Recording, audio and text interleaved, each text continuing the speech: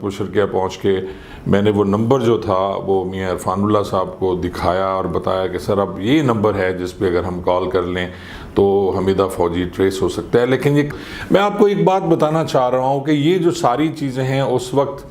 اتنی اویئرنیس نہیں تھی کہ پھر پولیس نے اسے موبائل فون کے ذریعے ٹریس کر لیا ہے. تو اس کا بہتر حل یہ تھا کہ جی ہمیں ہنی ٹریپ لگانا چاہیے. ڈی ایس پی صاحب کے دفتر میں اس جو لیڈی کانسٹیبل تھی اس کے ذریعے ہم نے حمیدہ فوجی کے جو نمبر تھا اس پہ کال کرائی. کافی دیر تک بیل ہوتی رہی لیکن موبائل فون اٹینڈ نہیں ہوا.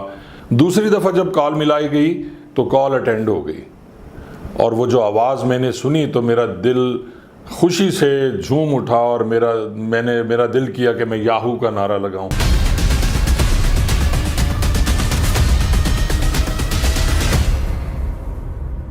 کچھ دن بعد جو ہم نے I M E I number trace کرنے کے لیے بھجوایا تھا اس کی کال ڈیٹیل آ گئی, مکمل ڈیٹیل تھی, اور اس میں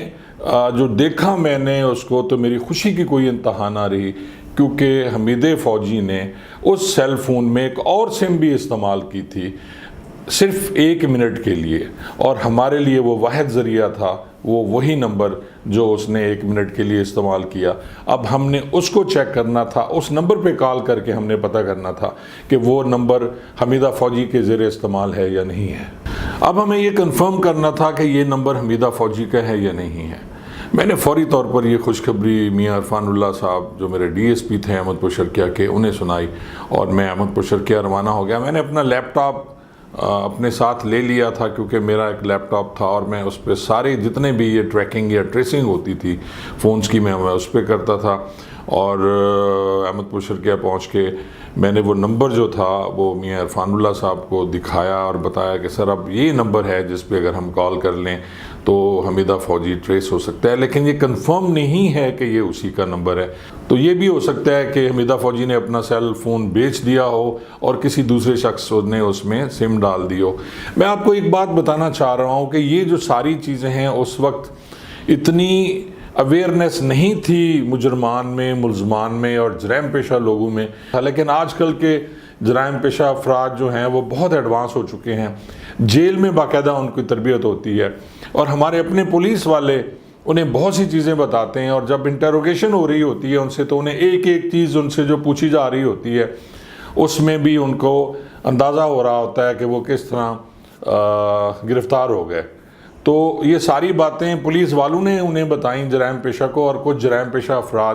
تو اب جتنے بھی جرائم پیشہ افراد ہیں پڑھے لکھے, اور اگر نہیں بھی پڑھے لکھے تو انہیں اس بات کا اندازہ ہے کہ اگر وہ موبائل فون اٹھا کے لے جائیں گے تو آئی ایم ای آئی نمبر کے ذریعے وہ ٹریس ہو سکتے ہیں. اب میاں صاحب اور میں نے مشورہ کیا تو ہم نے سوچا کہ کیوں نہ کوئی ایسا کام کیا جائے جس سے حمیدہ فوجی کو شک نہ ہو. اگر کسی اس کے دوست سے کال کرائی جاتی, کسی جرائم پیشہ بندے سے کال کرائی جاتی یا کسی ان نون بندے سے کال کرائی جاتی اور حمیدہ فوجی کو فوری شک ہو جانا تھا کہ پھر پولیس نے اسے موبائل فون کے ذریعے ٹریس کر لیا ہے, تو اس کا بہتر حل یہ تھا کہ جی ہمیں ہنی ٹریپ لگانا چاہیے. اب یہ پولیس میں یا باقی جتنے بھی ادارے ہیں ان میں ہنی ٹریپ بڑا مشہور ہو گیا. اب تو یہ بھی بدنام ہو گیا کہ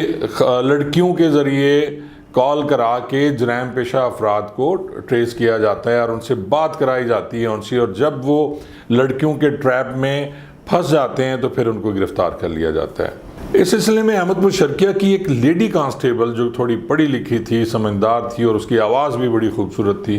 تو اس کو بلایا گیا جس کی پوسٹنگ تھانہ سٹی احمد پور شرقیہ میں تھی, اور اس کے ذریعے اب ہم نے کال کرانی تھی. اسے بٹھا دیا گیا, ایک نیا موبائل فون لے لیا گیا جس میں ایک نئی سم بالکل ڈال کے اب ہم نے کال کرانی تھی. میں نے اپنے نمبر سے یا کسی بھی پولیس ملازم کے نمبر سے کال نہیں کرنی تھی تاکہ حمیدہ فوجی جو ہے وہ الرٹ نہ ہو جائے اور اسے یہ پتہ نہ چل جائے اگر وہ اس نمبر پہ رنگ بیک کرتا ہے کہ جی یہ کس کا نمبر ہے. ڈی ایس پی صاحب کے دفتر میں اس جو لیڈی کانسٹیبل تھی اس کے ذریعے ہم نے حمیدہ فوجی کے جو نمبر تھا اس پہ کال کرائی. کافی دیر تک بیل ہوتی رہی لیکن موبائل فون اٹینڈ نہیں ہوا. دوسری دفعہ جب کال ملائی گئی تو کال اٹینڈ ہو گئی, اور وہ جو آواز میں نے سنی تو میرا دل خوشی سے جھوم اٹھا اور میرا دل کیا کہ میں یاہو کا نعرہ لگاؤں، لیکن اس صورت میں یاہو کا نعرہ نہیں لگا سکتا کیونکہ حمیدہ فوجی دوسری سائڈ پہ تھا، اور اگر وہ میرے نعرے کو سن لیتا تو اس نے وہ فون بند کر دینا تھا۔ ہدایت کے مطابق لیڈی کانسٹیبل نے اپنی سریلی آواز میں ہیلو کہا اور اس کے بعد فون بند کر دیا۔ فون بند ہوتے ہی حمیدہ فوجی کی کالز دوبارہ مسلسل آنا شروع ہو گئیں اس موبائل نمبر پہ جو ہم نے لیڈی کانسٹیبل کو لے کے دیا ہوا تھا۔ ہاشم ڈھول ہمیں یہ پہلے بتا چکا تھا کہ حمیدہ فوجی جو ہے وہ رنگین طبیعت کا مالک ہے اور وہ لڑکیوں کا رسیہ ہے، اور جتنے بھی وہ پیسے کماتا تھا وارداتوں میں، ڈکیتیوں میں، وہ لڑکیوں پہ ہی خرچ کرتا تھا، پروسٹیٹیوٹس پہ وہ خرچ کرتا تھا، اور ہم نے اس کی اس کمزوری سے فائدہ اٹھانے کا فیصلہ کیا۔ اب جو موبائل فون ہم نے لیا تھا اس کی گھنٹی مسلسل بج رہی تھی، اور جیسا کہ ہم نے لیڈی کانسٹیبل کو ہدایت کی ہوئی تھی کہ وہ فون نہیں اٹھائے گی، اب کالز دوبارہ مسلسل آ رہی تھی۔ تھوڑی دیر انتظار کے بعد میں نے لیڈی کانسٹیبل کو اشارہ کیا کہ وہ فون اٹینڈ کر لے۔ اب لیڈی کانسٹیبل نے فون اٹھایا اور پھر اسی طرح سریلی آواز بنا کے ہیلو کہا، تو حمیدہ فوجی نے پوچھا آپ کون بول رہی ہیں؟ تو اس لڑکی نے کہا جی میں ایک گھریلو لڑکی ہوں اور غلطی سے آپ کا نمبر مل گیا ہے، میں آپ سے معذرت خواہ ہوں۔ لیکن حمیدہ فوجی بضد تھا کہ آپ بتائیں آپ کون ہیں، اور کیونکہ ہم بھی یہی چاہتے تھے کہ حمیدہ فوجی لڑکی سے بات کرے اور لمبی بات کرے، تو لڑکی نے اپنے بارے میں تھوڑا سا اسے بتا دیا کہ اس کا والد سعودی عرب میں رہتا ہے، اور اس نے بتایا کہ وہ شادی شدہ ہے اور اس کے خاوند سے اس کی ناچاکی ہو گئی ہے، اس لیے اپنے ماں باپ کے گھر رہ رہی ہے، ایک اس کی چھوٹی بہن ہے اور چھوٹا بھائی ہے، گھر میں اور کوئی نہیں ہے، تو غلطی سے اس کی کال مل گئی تھی، اور پھر لڑکی نے معذرت کر کے فون بند کر دیا۔ تھوڑی دیر بعد پھر حمیدہ فوجی کی کال آئی، اور اب ہمیں اندازہ ہو گیا تھا کہ وہ کسی صورت میں اس لڑکی کی جان نہیں چھوڑے گا۔ جیسا کہ ہاشم ڈھول بتا چکا تھا کہ وہ لڑکیوں کا شوقین تھا اور رنگین مزاج تھا، تو اب ہمیں ایک امید ہماری بن گئی تھی کہ حمیدہ فوجی اس لڑکی کے ٹریپ میں آ جائے گا۔ اور اب ہم نے فون بند کر کے لیڈی کانسٹیبل کے حوالے کر دیا کہ وہ سیل فون اپنا گھر لے جائے، اور اسے آج کے بعد چھٹی ہے، اسے کوئی کام نہیں ہے، صرف اس کا کام یہ ہے کہ وہ جب بھی حمیدہ فوجی بات کرے تو اسے لمبی لمبی باتیں کرے اور اسے کسی طرح ٹریپ کر کے کوشش کرے کہ وہ اس سے ملنے آئے تاکہ ہم اسے گرفتار کر سکیں۔ اسی طرح لیڈی کانسٹیبل تقریباً 10-15 دن حمیدہ فوجی سے بات کرتی رہی، اور آخر کر حمیدہ فوجی اس کے ٹریپ میں آ گیا، اور اس نے وعدہ کیا کہ وہ اسے دربار سلطان باہو پہ ملے گا۔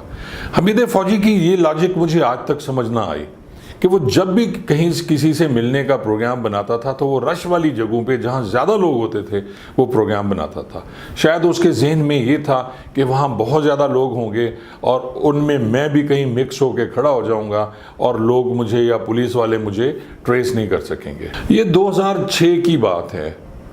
2006 میں کوئی ایسی ایپ نہیں تھی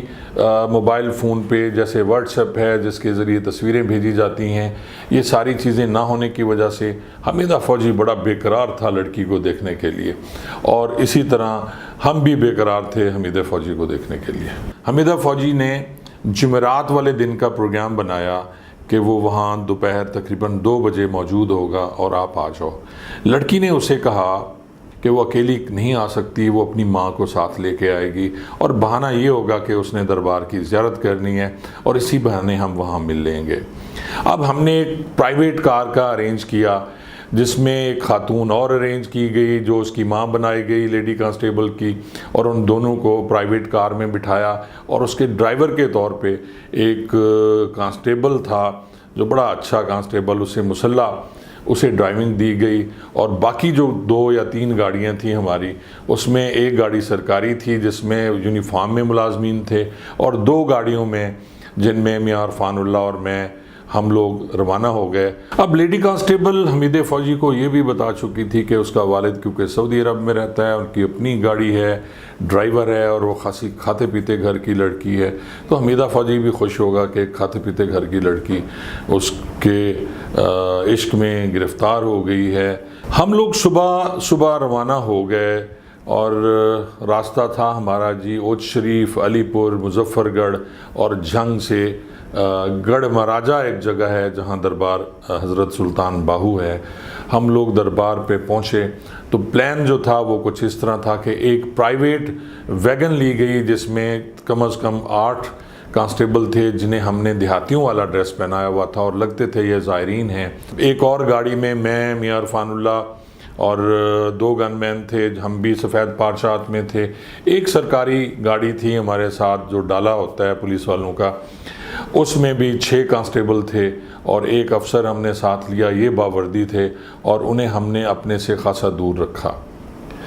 ہم لوگ تقریباً 2 بجے دربار پہ پہنچ گئے اور جو لیڈی کانسٹیبل اپنی والدہ کو لے کے ہم سے پہلے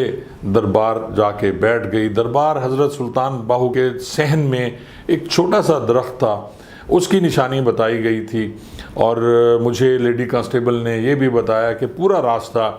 حمیدہ فوجی مجھ سے بات کرتا رہا ہے اور پوچھتا رہا ہے اب کہاں پہنچے ہو، اب کہاں پہنچے ہو۔ اب صورتحال یہ تھی کہ لیڈی کانسٹیبل ایک خاتون کے ساتھ اس چھوٹے سے درخت کے پاس بیٹھی ہوئی تھی، میں اور میاں عرفان اللہ جو وہاں کے گدی نشین تھے، ان کا ایک کمرہ تھا سائڈ پہ، ہم لوگ وہاں بیٹھ گئے۔ ہم نے اپنا تعارف بھی کرا دیا اور انہیں بتا بھی دیا کہ ہم نے یہاں ایک مجرم کو گرفتار کرنے کے لیے آئے ہوئے ہیں، تو انہوں نے ہماری خاصی مدد کی۔ جو سفید پارچات میں باقی کانسٹیبل تھے جو زائرین کی شکل میں وہاں آئے ہوئے تھے، انہیں بھی اسی طرح پھیلا دیا گیا کہ جیسے ہی حمیدہ فوجی اس لیڈی کانسٹیبل کے پاس جائے تو فوری گھیرا ڈال کے اسے گرفتار کر لیا جائے۔ بار بار لیڈی کانسٹیبل کو فون پہ حمیدہ فوجی یہی کہہ رہا تھا کہ میں آ رہا ہوں، میں ابھی آ رہا ہوں، میں ابھی پہنچ رہا ہوں، آپ کہاں بیٹھے ہوئے ہو؟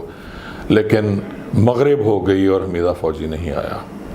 ہم لوگ پھر مایوس ہو گئے اور ہمیں پتہ لگ گیا کہ اسے شک ہو گیا ہے یا وہ آنا ہی نہیں چاہ رہا، یا پھر وہ چیک کر رہا تھا اس لڑکی کو کہیں دور سے بیٹھ کے کہ اس کے ساتھ کوئی ملازمین ہیں، کہیں یہ ٹریپ تو نہیں ہے۔ اور پھر تھوڑی دیر بعد حمیدہ فوجی کی کال آئی اور اس نے لیڈی کانسٹیبل کو کہا کہ جی میری کار خراب ہو گئی تھی راستے میں جس کی وجہ سے میں نہیں پہنچ سکا، میں اب بھی ورکشاپ پہ کھڑا ہوا ہوں علی پور اور میں انتہائی معذرت خواہ ہوں۔ لیکن لڑکی نے ہماری ہدایت کے مطابق فون بند کر دیا اور اس کے بعد ہم سب لوگ واپس روانہ ہو گئے، کیونکہ ہمیں شک تھا کہ کہیں نہ کہیں اسے شک ہو گیا ہے کہ اسے ٹریپ کر کے پھنسایا جا رہا ہے۔ اب ہم سب کے منہ لٹکے ہوئے تھے۔ واپسی پہ بھی وہی راستہ ہم نے اختیار کیا جس میں علی پور، اوچھ شریف اور احمد پور شرقیہ ہم لوگ پہنچ گئے۔ سارے پولیس ملازمین کو فارغ کر دیا گیا کہ وہ اپنی اپنی ڈیوٹیز پہ چلے جائیں، آئندہ پروگرام بننے تک پھر انہیں بلایا جائے گا۔ میں بھی تھکا ہوا تھا اور میں واپس نوشہرے آ گیا۔ مایوسی بڑی تھی کہ یار یہ کیا ہو رہا ہے، کیا ایک ملزم اتنا چالاک ہو سکتا ہے کہ وہ اس طرح کے ٹریپ سے بھی بچ نکلتا ہے؟ لیکن اللہ کی طرف سے ہمیں پوری امید تھی کہ انشاءاللہ کبھی نہ کبھی وہ گرفتار ضرور ہوگا۔